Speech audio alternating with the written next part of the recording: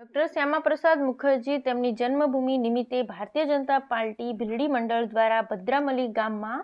શંકર ભગવાનના મંદિરમાં બનાસકાંઠા જિલ્લાના ભારતીય જનતા પાર્ટીના ઉપાધ્યક્ષ અને ધાનેરાના પ્રભારી શ્રી રસિકજી રતુજી ઠાકોરના અધ્યક્ષ સ્થાને મળેલ. તેમાં ઉપસ્થિત ભીલડી મંડળના ભારતીય જનતા પાર્ટીના પ્રમુખ શ્રી પનસિંહ સોલંકી, ભીલડી મંડળના ભારતીય જનતા પાર્ટીના મહામંત્રી શ્રી સુરેશભાઈ સિલ્વા તેમજ મંડળના ઉપપ્રમુખો તથા મંત્રીશ્રીઓ તેમજ સરપંચશ્રીઓ તેમજ શક્તિ કેન્દ્ર સંયોજક અને મોરચાના હોદ્દેદારો અને બૂથ પ્રમુખ અને પેજ સમિતિના સભ્યો અને તમામ સક્રિય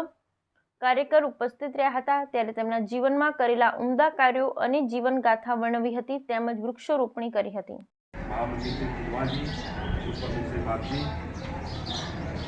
સૌ પાર્ટીના સન્માનીય આગેવાનો, સરપંચશ્રીઓ, વિસ્તારમાંથી ઉપસ્થિત સૌ કાર્યકર્તા ભાઈઓ, પહેલાં તો પંચિંગે આપણને બધી આછેરી માહિતી આપી છે,